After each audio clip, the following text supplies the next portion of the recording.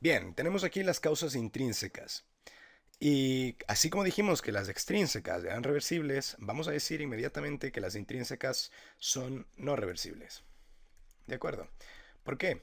Porque si tenemos una causa extrínseca medicamentosa, pues podemos reducir la dosis del medicamento y habremos curado esa disfunción del nodo sinusal.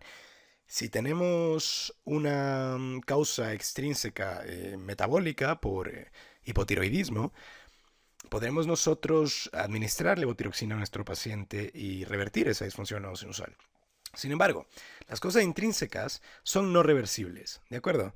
¿Y por qué son no reversibles? Bueno, porque básicamente son causas que se traducen en degeneración fibrótica.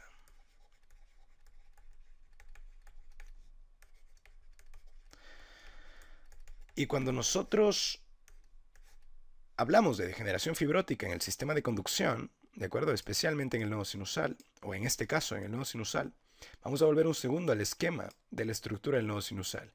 Porque, claro, alguno habrá pensado, ¿qué existe entre estas células si es que no están unidas entre ellas tan fuertemente como si estaría el miocardio de trabajo? Existe, pues eso, tejido conjuntivo, tejido fibrótico. De ese tejido conjuntivo que existe en el corazón, ¿de acuerdo? Y ese tejido conjuntivo, ese gel de proteoglucanos, de glucosaminoglucanos, la razón por la que existe en el sistema de conducción, la razón por la que existe un esqueleto fibroso central en el corazón también, con las válvulas, y un cuerpo fibroso central dentro del septo interventricular, para aislar el haz de His y aislar cada una de las ramas, es justamente porque este tejido fibroso, este tejido conjuntivo, ¿de acuerdo? Es un excelente aislante eléctrico. No permite que la conducción salga desordenadamente, la electricidad salga, el impulso eléctrico salga desordenadamente, porque da esa impresión de aislante eléctrico, ¿de acuerdo? Y eso permite que la comunicación dentro del sistema eléctrico del corazón sea mucho más dirigida, mucho más fina. El paso por el haz de His es extremadamente rápido, porque el haz de His tiene una característica que es que sí que tiene uniones gap término-terminales, es decir, unas con otras de manera longitudinal tienen uniones gap, ¿de acuerdo? Y ese tejido conjuntivo que la rodea, por ejemplo, en el haz de His, permite aislar esa conducción eléctrica y por ende va más rápido, ¿de acuerdo? Y eso es lo que existe entre las células nodales también, automáticas, ¿de acuerdo? Sin embargo, hay ciertas patologías que lo que provocan es una degeneración fibrótica, demasiada cantidad de tejido conjuntivo, demasiada cantidad de fibras, ¿de acuerdo? ¿Y eso qué va a hacer? Impedir. ¿Impedir qué? Impedir que el impulso salga. Si es que aquí queda una célula, ¿de acuerdo? Que no ha sido degenerada, ¿de acuerdo? No ha sido reemplazada por fibras, por tejido fibrótico, por cicatriz, y esta lanza un impulso. Este impulso, porque hay demasiada cantidad de tejido fibrótico, no va a poder salir. Ese impulso eléctrico no va a poder salir hacia afuera, no va a poder comunicar con el miocardio de trabajo. ¿Y qué va a suceder? Va a suceder un bloqueo. Y este es exactamente el mismo mecanismo por el cual se produce todo tipo de bloqueo cardíaco. El bloqueo auriculoventricular, el bloqueo de rama, el bloqueo hemifascicular, siempre es por degeneración fibrótica que impide la salida de un impulso. Eso quiere decir bloqueo. Es un bloqueo de salida de impulso. ¿De acuerdo? Un bloqueo de paso. ¿De acuerdo? Y eso es la patología intrínseca, la disfunción del nodo sinusal intrínseco. ¿Bien? Entonces, hemos dicho, no reversible por degeneración fibrótica. ¿Y qué tipos hay o qué causas hay de degeneración fibrótica? Bueno, la primera, congénita. ¿De acuerdo? Congénita. Y se puede presentar desde edad infantil hasta edad avanzada. Se puede presentar en cualquier rango de edad en principio. ¿De acuerdo? Y es una degeneración fibrótica congénita que va avanzando a lo largo del tiempo. ¿Bien? Un segundo tipo, y muy importante, es la cardiopatía isquémica. Y esta puede ser aguda, es decir, en un infarto agudo de miocardio, o crónica, en una cardiopatía isquémica crónica, con evolución en el tiempo. ¿Cómo que la cardiopatía isquémica puede producir degeneración fibrótica y disfunción del nodo sinusal intrínseca? Pues vamos a ver un poco cómo está irrigado el corazón a través del sistema coronario. Tenemos aquí un esquema del corazón, ¿de acuerdo? Tenemos nuestro corazón, la aorta que sale, la arteria pulmonar, y tenemos los vasos coronarios, ¿bien? Los vasos coronarios son desde desde el seno de Valsalva izquierdo, el tronco coronario común, que se separa posteriormente en la arteria descendente anterior, ¿de acuerdo? Y en la arteria circunfleja que rodea el ventrículo izquierdo. Y por el seno de Valsalva derecho nace la arteria coronaria derecha, que dará sus ramas marginales para terminar de irrigar el ventrículo derecho, donde la descendente anterior no llegue. Bien. Y dará la vuelta alrededor de la aurícula derecha para irse hacia atrás y irrigar también el septo interventricular posterior, bien, en la mayoría de ocasiones. Pero ahora lo que nos interesa es darnos cuenta que tiene una rama, tiene una arteria que nace de ella, que es esta, que es la arteria del nodo sinusal. Esta arteria se encarga de irrigar la porción de la aurícula en la que está incluido nuestro protagonista de este vídeo, el nodo sinusal. ¿De acuerdo? ¿Y qué pasaría si es que existe una oclusión bien a nivel proximal de la arteria coronaria derecha o en la arteria del nodo sinusal? Pues que esto se va a poner isquémico. ¿Y qué pasa cuando algo se pone isquémico en una cantidad de tiempo suficiente? Se pone necrótico. Y cuando existe necrosis cardíaca, ¿en qué degenera? En fibrosis. Y termina siendo una degeneración fibrótica. ¿De acuerdo? Cuando el infarto, o sea, cuando la cardiopatía isquémica es aguda, cuando es un infarto agudo de miocardio, obviamente, si es que logramos reperfundir a tiempo, no terminará de dañarse el nodo sinusal, que creo que no lo mencioné cuando vimos el sistema de conducción, pero el nodo sinusal tiene una característica muy particular y es que es subepicárdico, ¿de acuerdo? El nodo auriculoventricular es subendocárdico y el nodo sinusal es subepicárdico. Y esa es la razón, de hecho, por la cual la onda T es positiva en las derivaciones en las cuales la P es positiva. Pero hablaremos de ello cuando estudiemos quizás arritmias provocadas por cardiopatía isquémica. Haré una explicación de por qué la onda T es positiva, la repolarización es positiva, ¿de acuerdo? En el electrocardiograma. Pero lo cuento de manera general que es debido a la ubicación del nodo sinusal, que es subepicárdico. Entonces, si el infarto es agudo y nosotros logramos reperfundir a tiempo, podrá ser temporal, transitorio, ¿de acuerdo? La disfunción del nodo sinusal. No terminará de provocar una disfunción del nodo sinusal permanente, ¿bien? Si es que actuamos a tiempo. Y existen otras causas, y en realidad es muy fácil pensarlas, porque es todo aquello que nos genera inflamación, todo aquello que nos genera inflamación que pueda terminar en fibrosis. Causas inflamatorias, bueno, pueden ser causas infecciosas, una pericarditis viral, ¿de acuerdo? Estas serían inflamatorias. Una pericarditis, también una miocarditis. Inflamatorias autoinmunes, una artritis reumatoide, un lupus eritematoso sistémico, una amiloidosis senil, que es el depósito de betamiloide en el corazón, bueno, en distintos tejidos, pero para llamarlo amiloidosis senil, nuestro paciente tiene que tener más de 90 años, ¿vale? Y es muy común. Y bueno, otro tipo de enfermedades autoinmunes, ¿de acuerdo?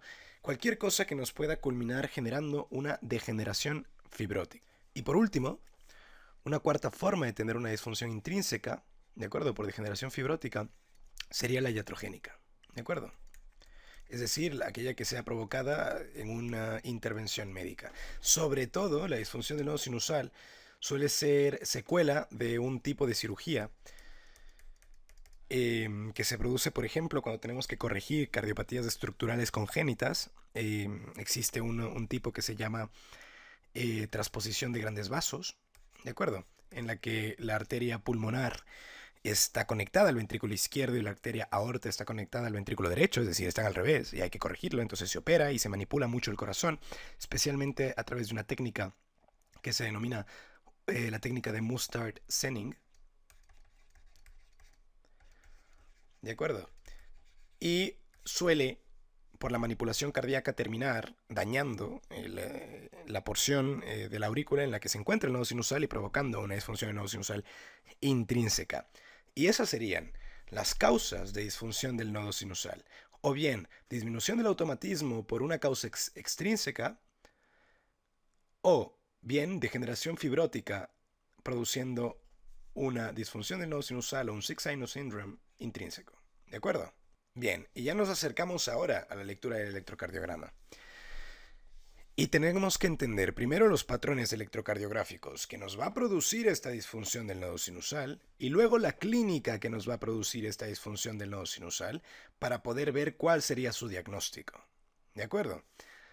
Y una vez visto eso, nos podremos poner a leer electros. Bien, primero que nada, lo hemos mencionado mucho a lo largo de esta explicación. La disfunción del nodo sinusal nos puede provocar bradicardia sinusal. ¿De acuerdo? Si es que no logramos, si es que nosotros no logramos tener una frecuencia cardíaca estable entre 60 y 100 latidos por minuto, entonces tendremos una bradicardia sinusal cuando bajemos de 60. ¿Y qué vamos a ver en una bradicardia sinusal? Pues un ritmo lento. Un ritmo lento en el que nos encontremos una P, un QRS, derivación 2, una P, un QRS, una T, ¿de acuerdo? Y muy lejos, ¿de acuerdo? Imaginen que esto cae aquí, 300, 150, 100, 75, 60, 50, ¿de acuerdo? Y aquí apenas otra P, y otro QRS, y otra T. Y tenemos una frecuencia cardíaca de 50 latidos por minuto. Y esto sería una bradicardia sinusal, ¿bien? Que sería el primer tipo de patrón electrocardiográfico que podríamos encontrarnos perfectamente en una disfunción del nodo sinusal. ¿De acuerdo? Vamos a ver cuál sería el otro tipo de fenómeno electrocardiográfico que podríamos encontrarnos en una disfunción del nodo sinusal, que es el bloqueo sinusal. Y ya hablamos de él un poco. Ya sabemos un poco de qué trata el bloqueo sinusal. Es ese bloqueo de la salida, ¿no? Y ese bloqueo de la salida tiene unas consecuencias en el electrocardiograma. Y por eso es importante estudiar esta patología como la primera, cuando estudiamos las bradiarritmias, porque a través del entendimiento correcto de lo que es el bloqueo de salida, el bloqueo sinusal, vamos a poder entender también los bloqueos auriculoventriculares y el resto de bloqueos, porque el bloqueo sinusal también tiene primer, segundo y tercer grado, y el segundo grado también tiene tipo 1 y tipo 2, y el tipo 1 puede tener fenómeno de Benkevack, o Mobitz 1, y el tipo 2, el Mobitz 2, no tendrá fenómeno de Benkevack. Y todo eso lo podemos entender desde ahora. Entonces, ¿qué es un bloqueo sinusal de primer grado? ¿De acuerdo? El primer grado del bloqueo sinusal no se puede diagnosticar en electrocardiograma. ¿De acuerdo? No se puede diagnosticar en electrocardiograma, solo en electrofisiología, porque lo único que sucede es que hay un retraso entre el disparo del nodo sinusal y la observación de la onda P. Pero si no somos capaces de ver el disparo del nodo sinusal, no podemos saber si hay un retraso entre la generación de la onda P y el disparo del nodo sinusal. ¿De acuerdo?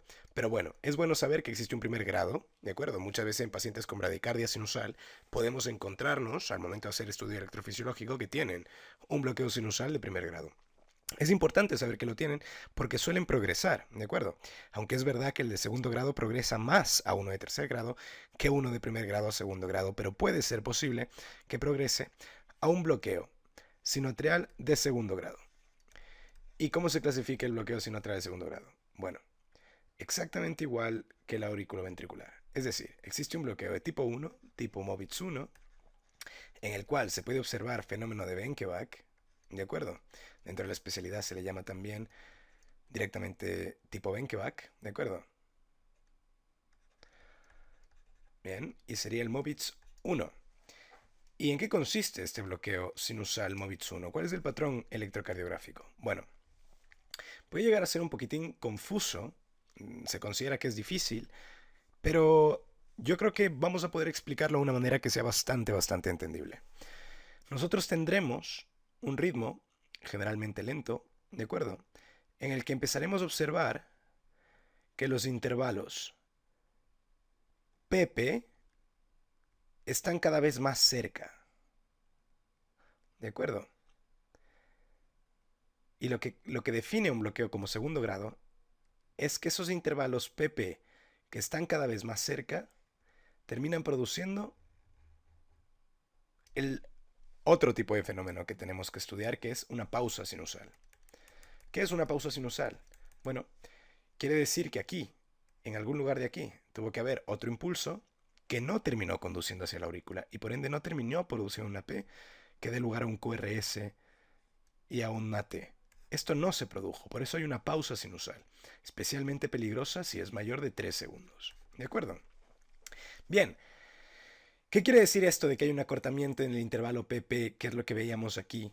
Si esta es la P, esto es P y esto es P. Cada vez el intervalo PP se vuelve más corto, ¿de acuerdo? Hasta que este intervalo es menor que este de aquí, se vuelve más corto hasta que existe una pausa. Y aquí tengo una pequeña imagen para poderlo visualizar quizás de manera más intuitiva. Si observamos eso, una tira, ¿de acuerdo? Y tenemos aquí nuestra P, ¿de acuerdo? Y podemos observar que es un ritmo sinusal porque hay una P seguida de un QRS, ¿de acuerdo? Todo muy normal hasta aquí. Aquí está nuestra P. Bien. Y hasta la siguiente P tenemos una duración de 1,52 segundos. Sabemos que cada cuadradito grande son 0,2 segundos, ¿de acuerdo? Y si lo sumamos todos, estamos a una frecuencia muy lenta. Miren, estamos a 300, 150, 75, 60, 50. Uy, está bajísimo. 300, 150, 75, 60, 50, 42, 37, casi a 30 latidos por minuto. Aproximadamente a 30 latidos por minuto nos encontramos. Nos encontramos a 30 latidos por minuto y observamos que además la duración del intervalo desde que se genera la primera P hasta que se genera la segunda P es de 1,52 segundos entre el primer y segundo latido. ¿De acuerdo? Y sin embargo, la P que existe, el intervalo PP que existe entre el segundo y el tercer latido es de 1,40. Es decir, este intervalo PP es menor que este intervalo PP, que es justo lo que veíamos antes. Y luego, el siguiente intervalo PP que tenemos, ¿de acuerdo? Es incluso menor, 1,29 segundos. Y luego, ¿qué sucede? Una pausa sinusal. Tenemos una pausa sinusal en el que aquí, en algún lugar, tuvo que haber existido una P que conduzca a un QRS y una T, ¿de acuerdo? Más o menos a una frecuencia de 30, porque esta frecuencia es constante, el intervalo RR es constante, ¿bien? Y no se produce. Y eso es un bloqueo sinusal, ¿de acuerdo? De segundo grado, tipo Benkeback, porque el fenómeno de Benkeback es es que se vayan acortando las P's para que luego exista una pausa. Pero la diferencia entre el fenómeno de Benkeback del bloqueo sinusal y del auriculoventricular es que en el auriculoventricular se va alargando el PR hasta que existe un lugar en el que no hay QRS, pero sí hay P's. Sin embargo, en el fenómeno de Benkeback o en el bloqueo sinusal de segundo grado tipo Movitz 1, ¿de acuerdo? Tipo Movitz 1, de la patología de la disfunción del nodo sinusal, no nos vamos a encontrar P's en este pedazo de pausa sinusal. Por eso es una pausa sinusal, porque no hay P's. No hay P's que justifiquen que exista aquí un latido. Y esto es lo que se conoce como el bloqueo sinusal de segundo grado tipo Movitz 1 o con fenómeno de Benkeback. ¿De acuerdo? Y vamos a ver qué sería el bloqueo sinusal de segundo grado tipo Movitz 2. ¿Bien? Bien. El bloqueo sinusal de segundo grado tipo Movitz 2. A grandes rasgos. Aquí no vamos a ver en el Movitz 2, no vamos a ver un acortamiento del intervalo PP antes de la pausa. Vamos a ver un intervalo PP constante, ¿de acuerdo? Y este intervalo PP va a ser igual que el siguiente, ¿de acuerdo? Tiene la misma duración que el siguiente, PP. Aquí la puse un poco mal, pero bueno. Este intervalo PP es exactamente igual que el siguiente. Y luego, una pausa sinusal. Un periodo sin PES. ¿De acuerdo? Esto es lo que se va a ver en el tipo Movitz 2. ¿De acuerdo? Y la pausa sinusal tiene que durar más de 2 veces de lo que duró el intervalo PP previo. Tiene que ser más del doble de la duración de ese intervalo PP previo. Ahora veremos electros y nos daremos cuenta que no es tan difícil darnos cuenta. ¿Bien? Y de esta manera tenemos un tipo Movitz 2. Es peligroso y es importante saber diagnosticarlo porque un tipo Movitz 2 es un bloqueo sinoatrial avanzado y es el que más progresa a un bloqueo sinoatrial de tercer grado. Y el bloqueo sinoatrial de tercer grado sí que son problemas. ¿Por qué son problemas? Porque entonces tendremos un ritmo cardíaco en el cual no existan PES. No se van a generar PES. ¿De acuerdo? Y alguien podrá pensar, bueno, entonces tendremos un ritmo como si fuese un bloqueo auriculoventricular de tercer grado, en el que el quien mantenga el ritmo será el nodo sinoatrial, el nodo auriculoventricular, perdón. Y sí, vamos a tener una frecuencia cardíaca muy baja, frecuencia de disparo de nodos auriculoventricular, ¿vale? Entre 40 y 60, pero con la gran diferencia de que en el bloqueo auriculoventricular de tercer grado sí hay PES, y están disociadas, las PES no conducen. Ya estudiaremos el bloqueo auriculoventricular. Pero en el bloqueo sinusal de tercer grado, ¿de acuerdo? Es un ritmo sin PES. Es lo que se conoce como un ritmo de escape juncional, ¿de acuerdo? Juncional por junction, en inglés, que significa unión. ¿Qué unión? La unión auriculoventricular, ¿de acuerdo? Es un ritmo de escape porque es como no llega estímulo al nodo auriculoventricular, cuando baja muchísimo la frecuencia cardíaca, dispara. Y se vería una línea isoeléctrica, QRS, T, línea isoeléctrica a 40 latidos por minuto, QRS, T. Y esto sería el patrón, muy muy lento, de un bloqueo sinoauricular, sinoatrial, sinusal de tercer grado. Muy peligroso. ¿De acuerdo? Ya veremos la clínica, el por qué es tan peligroso. Pero bueno, puede llegar incluso a ser fatal, porque puede llegar a producir una pausa sinusal tal que termine en parada cardíaca. ¿De acuerdo? Y por último, el último patrón electrocardiográfico que tenemos que saber que puede existir dentro de la disfunción nodo sinusal es el síndrome de bradicardia-taquicardia. Pues de un tercio hasta el 50% de los pacientes con disfunción del nodo sinusal, con Six-Sinus Syndrome, bien, desarrollan, sobre todo cuando es congénita, desarrollan este síndrome bradicardia-taquicardia. ¿Qué quiere decir? Es una bradicardia sinusal, ¿de acuerdo? A, no sé, 50 latidos por minuto, bien, muy lenta, que de pronto se sigue y se dispara de una taquicardia supraventricular. ¿De acuerdo? Normalmente, ¿qué tipo de taquicardia supraventricular? Normalmente, una fibrilación auricular. Más raramente, pero también posible, un flúter. Ya estudiaremos cada una de estas arritmias cuando lleguemos a las taquicardias. Pero esto es lo que se conoce como síndrome de bradicardia-taquicardia. Normalmente, después de la taquicardia supraventricular, viene una pausa compensatoria, ¿de acuerdo? En el que el paciente suele percibir síncope. ¿Bien? Y este sería el último patrón que tenemos que saber que puede existir en un paciente con disfunción del nodo sinusal, un síndrome de bradicardia-taquicardia. Estoy con el ritmo cardíaco muy lento, la frecuencia es muy lenta, vamos muy lentamente y de pronto inicio un ataque de taquicardia supraventricular. ¿De acuerdo? Hasta un 50% lo presentan, o sea que podemos llegar a encontrarlo. ¿De acuerdo? Bien, entonces, al haber visto esto, al haber visto los patrones que podemos encontrarnos en la disfunción del nodo sinusal, nos queda entender qué clínica nos producirían ese tipo de patrones. Ese tipo de comportamiento del corazón, ¿qué clínica nos va a producir? Bueno, la clínica que nos va a producir es, para empezar, empecemos con lo primero. Si tenemos bradicardia sinusal, nos va a producir clínica de bajo gasto cardíaco. Bajo gasto cardíaco. ¿Qué clínica nos da el bajo gasto cardíaco? Fatiga, debilidad. ¿De acuerdo? Hemos visto que también, si es que está bloqueado, podemos llegar a tener pausas sinusales. Especialmente peligrosas si son mayores de 3 segundos. ¿Y qué nos va a provocar la pausa sinusal?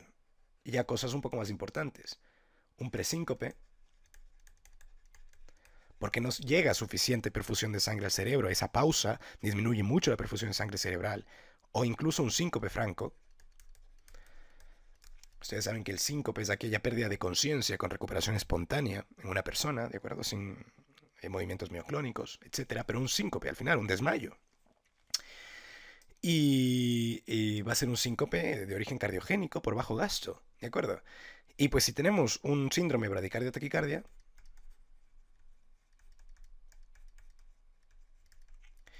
pues la taquicardia supraventricular nos va a producir pues las complicaciones que producen las taquicardias supraventriculares, palpitaciones,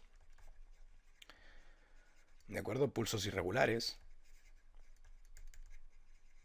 Y cuidado, porque si es sobre todo fibrilación auricular, pues puede llegar a producirnos también algún tipo de fenómeno trombogénico, embologénico, más bien dicho, ¿vale? Émbolos. Pero bueno, ya hablaremos de la fibrilación auricular cuando tengamos que hablar de ella y veremos todo el tipo de tratamiento de anticoagulación que hay que realizar, etc. Bien, pero esto sería la clínica con la que nos puede llegar un paciente. Es decir, puede llegar un paciente de 65 años, 70 años, está muy cansado, que a veces siente que no le late el corazón, ¿de acuerdo? Que se marea o que se ha caído, ¿de acuerdo? Porque siente que va muy lentito y sale a caminar y se cae, ¿bien? O que siente palpitaciones, que se siente normalmente muy débil y de pronto le entran ataques con palpitaciones. Y todo aquello nos tiene que llevar a pensar. Y nuestro primer recurso tiene que ser un electro. Y si vemos una bradicardia con taquicardia supraventricular, pues ya nos inclinamos un poco más. Si vemos un bloqueo auriculoventricular, un bloqueo sinoauricular, un bloqueo sinusal con pausa sinusal, pues ya nos orienta un poco más. Y vamos a ver el diagnóstico. El diagnóstico se puede realizar con la clínica más el electrocardiograma de 12 derivaciones. ¿De acuerdo? Sin embargo, siempre que tenemos un paciente con disfunción del nodo sinusal, es importante a veces remitirle a estudios electrofisiológicos. Y existen maneras en las que podemos diagnosticar con bastante seguridad y con bastante especificidad una disfunción del nodo sinusal. Yo voy a explicar una de ellas en detalle, que es la medición de lo que se conoce como el IHR en inglés, el Intrinsic Heart Rate, que es la frecuencia cardíaca intrínseca. Y esto es muy interesante y por eso lo pienso explicar. Nosotros hemos dicho durante todo este vídeo y estos vídeos de disfunción del nodo sinusal que la frecuencia cardíaca que dispara el nodo sinusal va de 60 a 100 latidos por minuto. Sin embargo, esto es una verdad a medias. Si nosotros tratamos de considerar cuál es verdaderamente la frecuencia de disparo del nodo sinusal, ¿de acuerdo?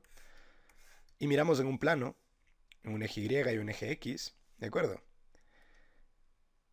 Y añadimos los componentes extras que sabemos que regulan la frecuencia cardíaca, que ya los hemos estudiado. ¿Que serían cuáles? Sería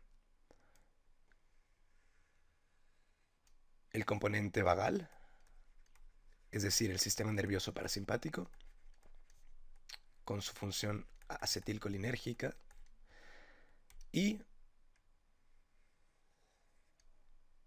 el componente simpático, con su función adrenérgica. ¿De acuerdo? Y sabemos que dentro de esta regulación tenemos una frecuencia cardíaca que varía entre 60 y 100 latidos por minuto más o menos.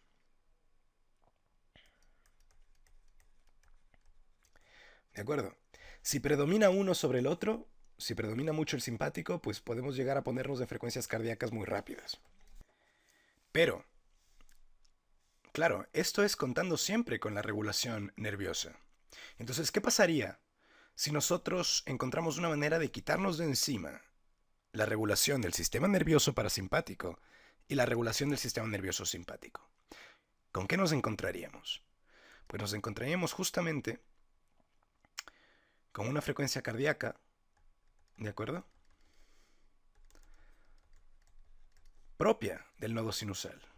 La frecuencia de disparo natural del nodo sinusal, sin que nadie le esté inhibiendo, sin que nadie le esté estimulando.